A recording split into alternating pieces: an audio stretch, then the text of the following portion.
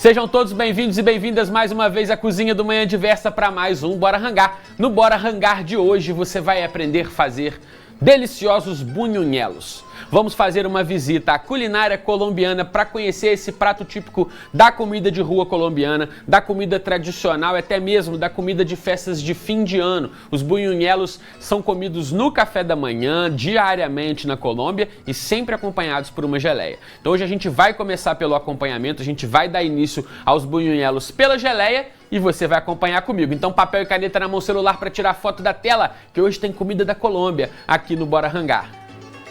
Para fazer esse prato delicioso de comida de rua colombiana, bunhonelos, você vai precisar, primeiro para as bolinhas, 60 gramas de amido de milho, 65 gramas de fubá, 50 gramas de queijo parmesão, 50 gramas de queijo Minas meia cura, uma colher de chá de fermento químico, uma colher de chá de açúcar, um ovo, 70 ml de leite. Para geleia, nós vamos usar uma xícara de chá de pimentão picadinho, uma xícara de chá de açúcar, meia xícara de chá de água e especiarias a gosto.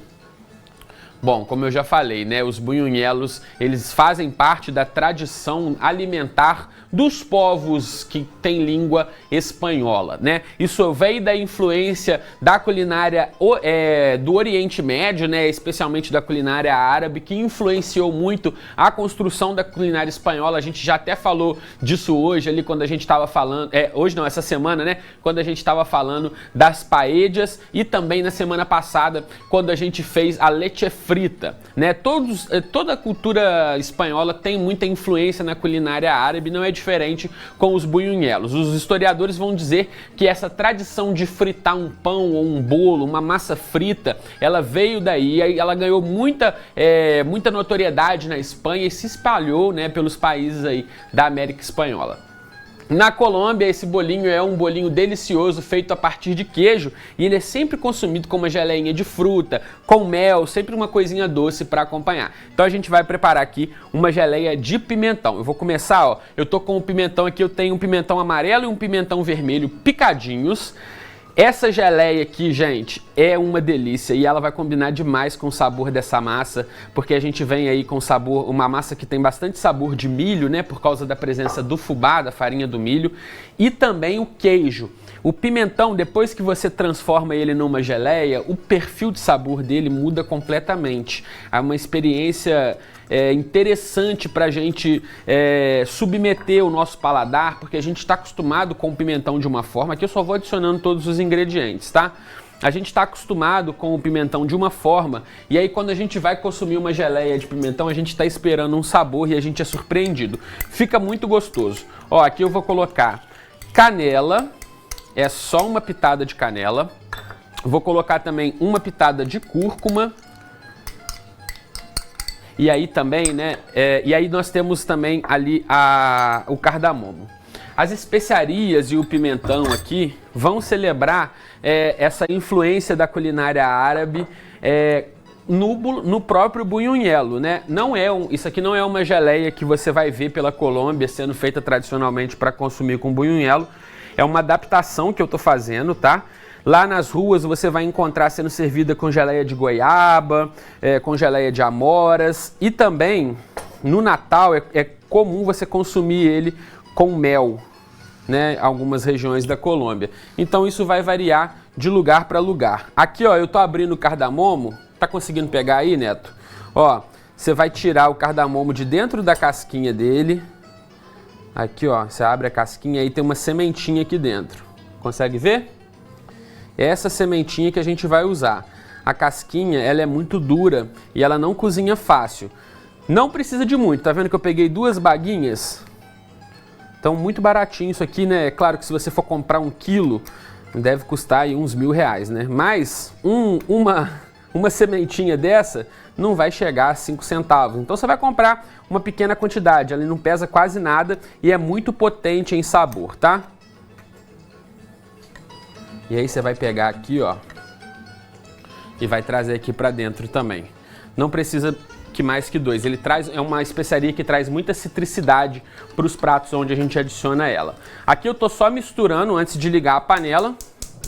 E aqui, agora já com a panela em fogo alto, você vai mexer sem parar. A ideia é que a gente vai caramelizar o açúcar e essas quadradinhos, né, esses cubinhos de pimentão, eles vão cozinhar, vão passar o seu sabor, vai formar uma geleia muito bonita e muito brilhante. E aí, por que eu tô começando pela geleia? A geleia a gente precisa de tempo para o preparo dela, ela vai reduzir aqui e é claro, a gente tem que deixá-la gelar. A geleia é boa para ser consumida gelada e até mesmo pelo contraste de temperatura. Isso é uma técnica que a gente pode sempre explorar na experiência de consumo do que a gente está servindo, né? O que eu quero dizer? Por exemplo, aquele bolo quentinho, petit gâteau, por exemplo, ele é servido quente com uma bola de sorvete gelada. As tortas, né? Recentemente a gente fez uma deliciosa torta de morango aqui da culinária americana e aí você vai servir ela quentinha com uma bola de sorvete gelado. Isso de servir uma coisa quente com uma coisa gelada é uma combinação por contraste, né? A gente vai criar um contraste de temperatura e aí na sua boca você acha um equilíbrio, isso vai ajudar você a degustar aquilo que deve ser comido quentinho com uma coisa gelada, você cria uma experiência que vai para além do sabor e da textura, né? A gente também está explorando a temperatura. Geralmente a temperatura é uma coisa que a gente não se atenta tanto, mas pode ter certeza que faz toda a diferença. E um outro motivo de estar começando por essa geleinha é que os bunhonelos são muito facinhos de fazer. Vocês vão acompanhar comigo no próximo bloco, quando a gente voltar aqui na cozinha, que esse bunhonelo é só misturar tudo, a gente vai misturar as farinhas, o queijo, o leite, os ovos, vai fazer uma massinha muito fácil, parece uma massinha de modelar, e vai fritar. Aí, diferente da nossa bolinha de queijo, ele vai de alguma forma lembrar, né, os nossos pães de queijo, porque por mais que no pão de queijo a gente usa, né, a fécula, né, o polvilho que vem da mandioca, aqui a gente está explorando o milho, mas no fim das contas uma coisa vai lembrar a outra por causa dessa texturinha de massa, tá? Ó, vamos deixar essa geleinha reduzindo aqui. Eu vou abaixar um pouquinho o fogo. Aí você já começa a sentir o cheiro aqui do pimentão indo para um outro caminho. E é essa que é a graça dessa receita, tá? Ó, vou baixar o fogo porque ele tá começando a pegar aqui nas beiradas. E queimar a beirada da panela pode acabar trazendo um amargor aqui pro seu prato, tá? E ó, e a geleia, ela precisa reduzir. Quando ela acabar de reduzir, eu vou levar ela direto para a geladeira. Vamos lá, aqui na minha geleia foi cardamomo, a gente colocou canela e também a gente usou, mas o quê? Açúcar e água, foi só cardamomo e canela, né? O Thiago tá me ajudando aqui, que eu... Cúrcuma, isso, a cúrcuma em pó, gente, também para ajudar a dar uma cor. Aí ela ficou aqui exatos 15 minutos em fogo baixo. Depois que começou a ferver, eu abaixei a temperatura para fogo baixo. Aí a gente tem essa geleinha aqui, ó. Depois que ela reduzir bem, você vai ter essa textura aqui. Aí a gente vai colocar para esfriar, ó. Vamos deixar o Neto fechar aqui, porque a gente vai fazer para você poder ver a textura, como ela reduz, né? Olha aí, ó. E aí fica esse brilho bonito, a cúrcuma vai ajudar a dar essa cor âmbar que essa geleia tem. E o pimentão vermelho, né, dá esse avermelhado. Se você fizer com pimentão amarelo só, ele vai ficar com cor de guaraná, fica muito bonito também. Mas assim, vermelhinho eu gosto mais. Aí... se não faz com pimentão verde, tá? O pimentão verde é muito ácido, vai ficar demais no sabor, não vai valer a pena. Geleinha agora a gente vai colocar para gelar, como eu falei, né? Ela tem que estar geladinha para a gente poder comer com os bunhonelos, os nossos bolinhos bem quentinhos. Bolinha de queijo, né, gente? Bunhonelos. Agora a gente vai para essa receita. Eu já fiz aqui uma receita de bolinha de queijo, que é a bolinha de queijo tradicional, tem lá no YouTube, você pode assistir. Essa é um pouco diferente, porque naquela lá vai muito pouca farinha de trigo, que é mais comum pra gente aqui. A gente está falando de uma receita colombiana, a gente está falando de um país que tem uma relação com o milho muito diferente do que é aqui no Brasil. Apesar do que, em algumas regiões, o milho também é muito importante pra gente, principalmente na região amazônica e no nordeste do país, que é a região que mais cultiva milho, que convive, né, com essa cultura do milho. Agora na Colômbia, a gente está falando de um país que cultiva mais de 150 tipos de milho. É muito difícil você encontrar um prato colombiano que não vá milho na sua composição, na sua receita, faz parte do dia a dia deles. É como eu falei no primeiro bloco, é como se fosse o arroz com feijão da Colômbia. Então aqui a gente está usando duas farinhas de milho, é o fubá, que eu vou colocar aqui dentro, e o amido. Olha só, amido, né? A gente às vezes nem pensa nele como sendo feito a partir do milho, mas é amido de milho. Isso aqui é feito de milho mesmo, né? É o processo de produção diferente, né? Aqui é a extração mais do amido, que vai dar essa farinha super fina. Essa farinha aqui a gente usa muito para engrossar um caldo, né? Para fazer ali um mingauzinho. Então, ela vem aqui como base para o nosso bunhunhelo. Aqui também vai fermento químico em pó. Aquele fermento para bolo, não é o fermento de fazer pão, tá, gente? Açúcar, não vai sal, o sal aqui é o sal dos queijos, e a gente vai adicionar os queijos, primeiro, antes de adicionar o queijo, mistura os secos. Então a gente vai fazer uma mistura homogênea dessas farinhas, garantir aqui, né, que vai estar temperando tudo, e o açúcar aqui, eita, o açúcar nesse caso, tá vendo como o amido ele é tão levinho, que ele voa, suja tudo? Ó, aí, como eu estava dizendo, o açúcar aqui, ele não é para adoçar, mas é sim para ajudar a criar o efeito da casquinha na massa. É quando você estiver fritando, ele vai caramelizar e vai ajudar a ficar aquela casquinha crocante, que é marca registrada dessa receita. Quando você não estiver vendo mais nenhuma farinha acumulada, né, quando tudo tiver virado uma farinha só, você tem o fubá que é amarelinho e o amido que é bem branquinho, você vai transformar isso numa farinha bem amarelo, bem clarinho, unindo os dois. Aí você vai entrar com os queijos. E aqui a gente tem mais uma adaptação da receita, né? A gente está usando o queijo parmesão e o queijo Minas.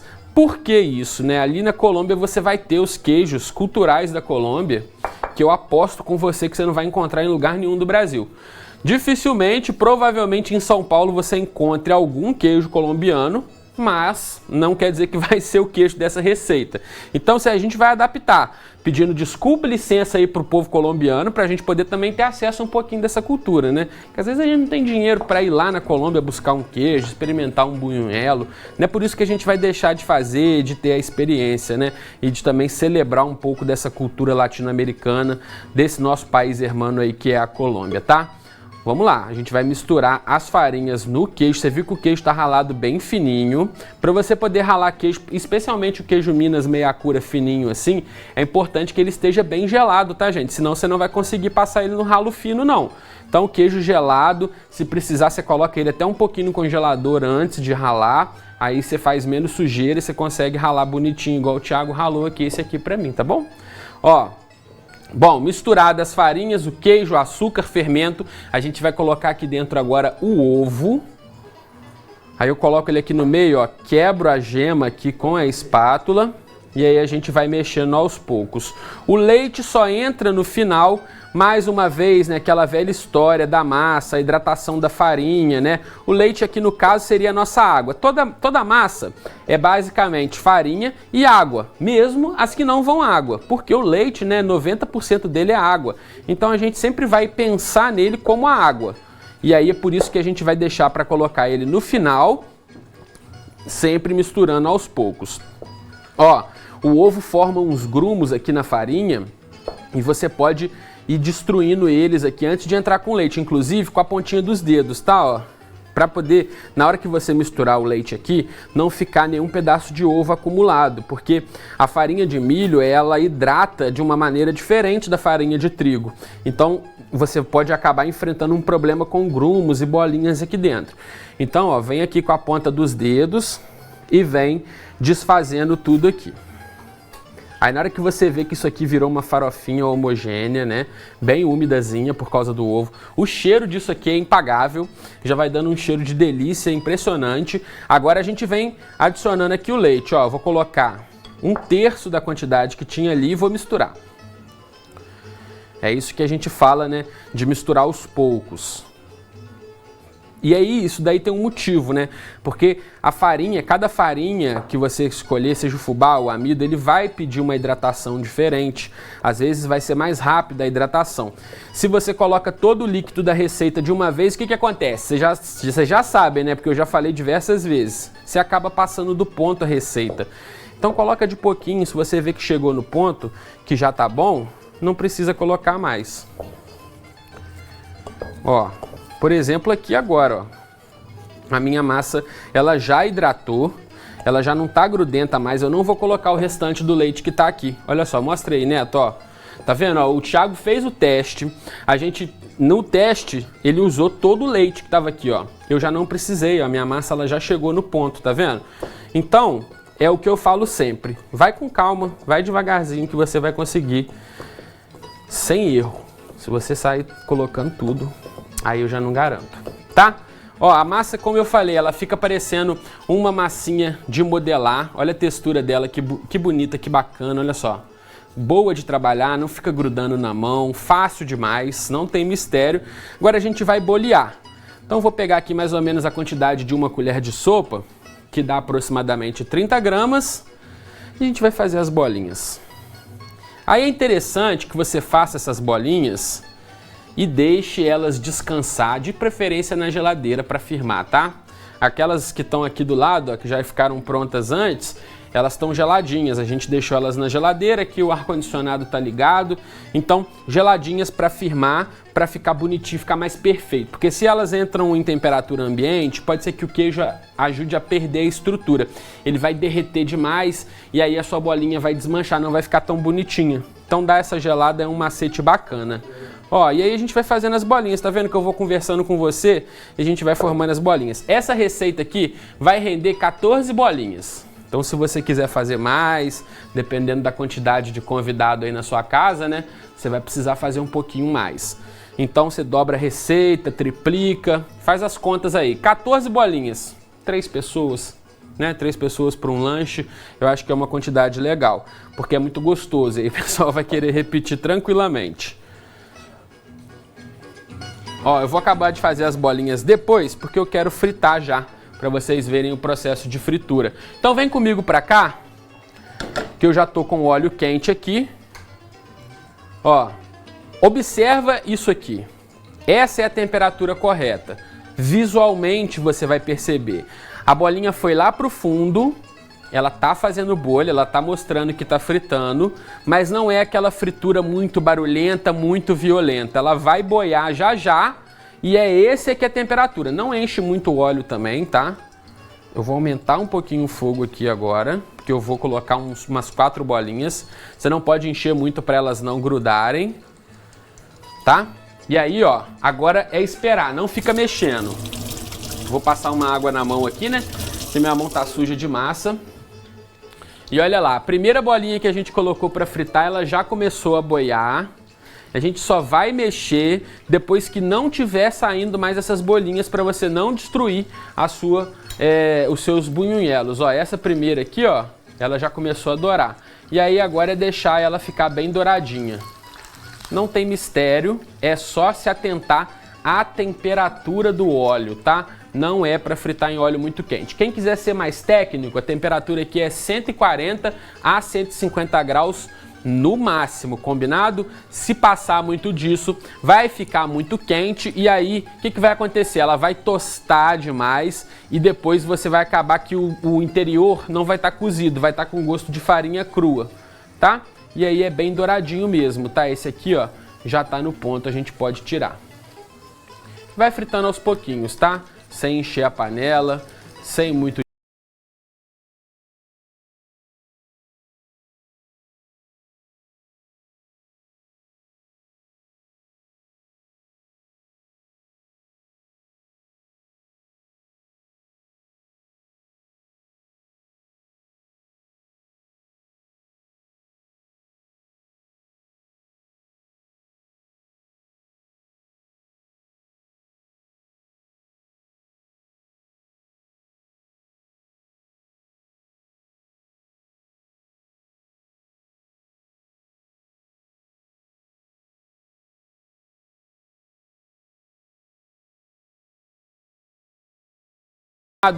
Gente, tá difícil de falar porque eu tô salivando. O cheiro dessa cozinha tá uma coisa incrível. Essa geleia de pimentão que você tá vendo aí tá uma delícia. Então, se você não copiou a receita, vai no YouTube, pega lá a receita para você poder fazer na sua casa. Aproveita para me seguir também nas redes sociais, @chefe Arthur Veloso no Instagram. Manda foto, se fizer a receita, pede seu abraço, conversa comigo lá, vou ficar muito feliz com a interação de vocês. Chegou a minha hora de experimentar e ser feliz, dá licença que eu vou pegar um bunhunhelo aqui, ó. E vou abrir já pra você ver, ó, como que ele é por dentro. Ó, aí tem essa casquinha crocante. Você vem aqui e coloca assim, uma geleinha. Bora rangar.